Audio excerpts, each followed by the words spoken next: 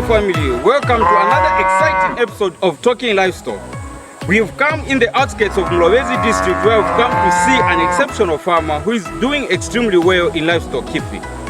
We believe his story must be told, and we believe that his story must be heard by all those who are aspiring to become livestock farmers. This program is all about inspiring, motivating and educating farmers that livestock keeping is a game changer and that livestock keeping is indeed a business. So help me welcome this exceptional farmer, Mr. Mulobezi. You are welcome to this program. So this program is all about telling the story of your success.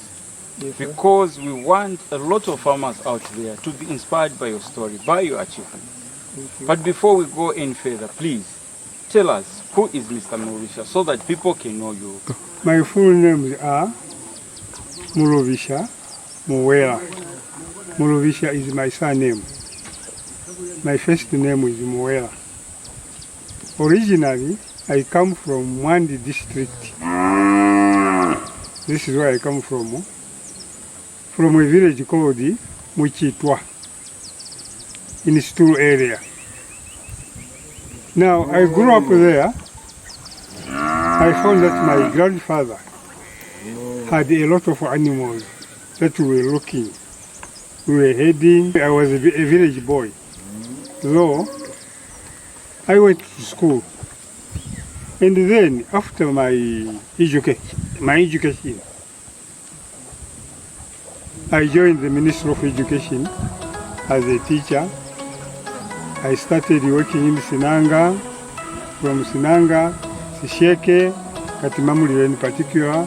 From there I came to Mulobezi. Finding that Mulobezi is a farming place, I decided to find a settlement here. Now, you know, we Lozi do not part away from animals like cattle. So I decided to rear these animals so that they help me in the future. I started rearing these animals as far back as 1995. These animals, 1995 at Machire. This is where I was working. So I started buying animals from Machire. Then I came up with them here. So they have multiplied. Mr. Muwela, sir, I know you've taught me that you being a Rose man, you are raised in a cattle family of cattle keeping community. But I want you to tell me much more than just that. What inspired you to start keeping cattle while you are still working? The inspiration came from the fact that I grew up with the animals, starting from the village level. Now, when I started working, I had that desire of rearing cattle. Hence, I started buying the animals. Because to a large family, if you do not have cattle, if you do not have a house or a canoe, you are regarded to be a poor man. So, I have a house, I have a cattle, minus a canoe. So I'm a half poor man. You're a rich man, in other words. That's how I decided to have these animals, because I know that these animals help me a lot in my life. First, they feed me with their milk. They feed me with their meat. Then again, I can generate income when I sell. Sir, I want you to mention one or two things that you have achieved as a result of cattle. That's something which you can say, had it been not for cattle, I wouldn't have achieved it. So we want you to tell us that. First of all, these animals, children to school, and all my family now are breadwinners through these animals. Second, these animals, through them I managed to buy 2 houses in Livingston. which are there. The third thing is, through these animals, I'm now a farmer. I grow, I produce maize, which I sell to FRA. And even this year, I took some to FRA. Viewers, you've heard for yourself that through livestock keeping or cattle keeping, Mr. Mulubisha has managed to take all his children to school. And all of them today are independent and they are breadwinners. The other thing that he has done from keeping livestock is he's bought 2 houses, meaning that though he's in retirement, he has continued earning his living, which is the rentals that the tenants are paying. Then the third thing that he has done, this man has increased his production, because from the same cattle that he's keeping, he has increased his hectareage and the yields that he's getting from his farm. So you see that when you invest in cattle, the multiplier effects of the economy is actually increased. So that's why this program is all about stimulating you would-be farmers, those who are aspiring to become farmers, that if you invest, if you look to cattle or if you look to livestock, you are going to gain much more than just focusing on one thing. Mr. Mulubisha, you are now a senior citizen. Given a chance to go back outside and start, what do you think could have done better in order to grow your head? If I was given that chance,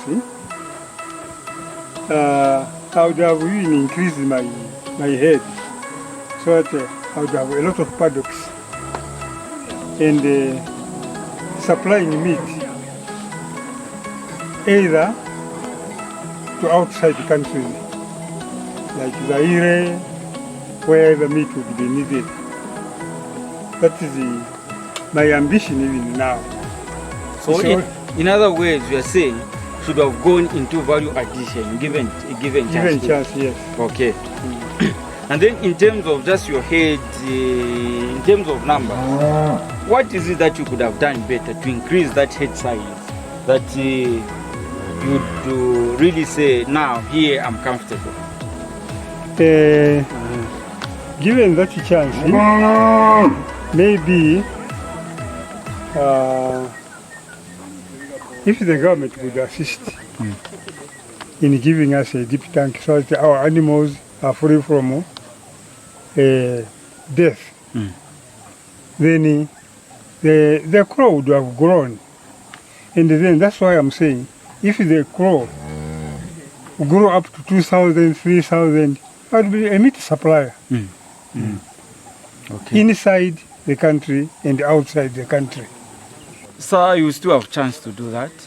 If you can just focus on just increasing the health of your animals, I think those numbers can be achieved. You may not reach 2,000, but I think you can reach somewhere where you can say you are comfortable. Sir, I will lie to myself or to you if I say you haven't faced any challenges. So tell us, as a farmer, what challenges have you been facing or have you faced? The challenges I'm facing as a farmer, especially only keeping these animals, that I'm not very confident, or should I say, I have little knowledge of the management of these animals. Hence, they die. I need the assistance from the department who could show me how to keep these animals better and how they can increase. Because with the diseases like anthrax, foot of the mouth, I have no idea on how to make these animals safe from such diseases. Secondly, we have tick-borne diseases. That is also another challenge. And of late, I lost one animal. It gave birth, and the fetus came out. I didn't know how I could put it inside. So, because of that not having knowledge, the animal died. And I feel I've lost a lot of money because it died because of my ignorance. If the vet people could come near me as a farmer, try to show me simple things on how I could help myself in the case of dangers that I face from these animals, that would be better. And my third challenge is on the market. Here in Mlowezi, we don't have an abattoir.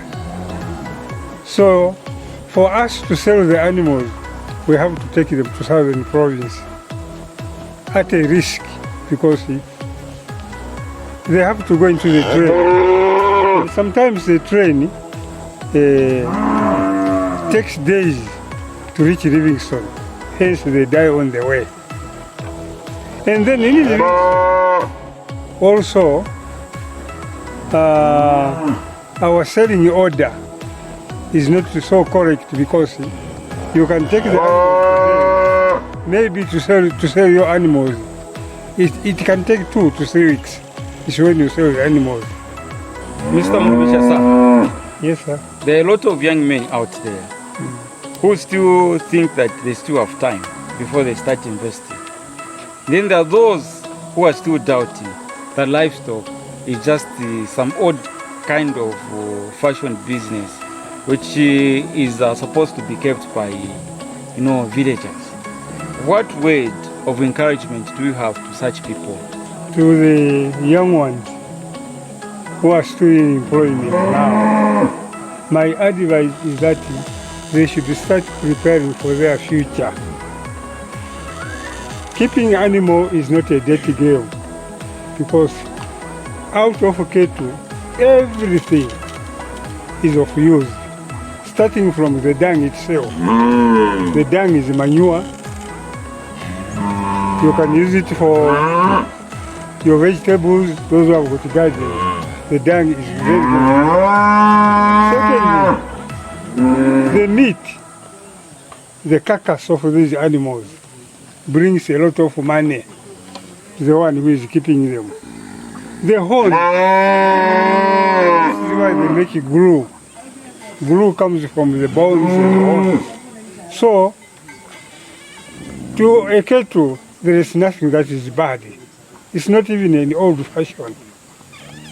I advise the young ones who are listening to me right now that they would never go wrong by keeping animals like cattle, like goats, like pigs. They bring a lot of money. Yeah. And they can make one become a rich person. I retired in 2007, but up to now, I'm still able to look very smart as you see me because of cattle. So I would advise those who are listening, those who are seeing this, that please start preparing. If you want to have a good future, start now. You've heard for yourself, like Mr. Mulubisha. He has emphasized that as young people, as skeptics, we need to start well enough in advance so that we prepare for our future. He's retired, but he has continued living his normal life. He's no longer a beggar. So even you and me, we can do the same. So this program is all about iron sharpening iron. And for me, Dr. Banda Vincent, I say thank you and continue viewing this program. Please help us suggest on how we can improve this program. Thank you.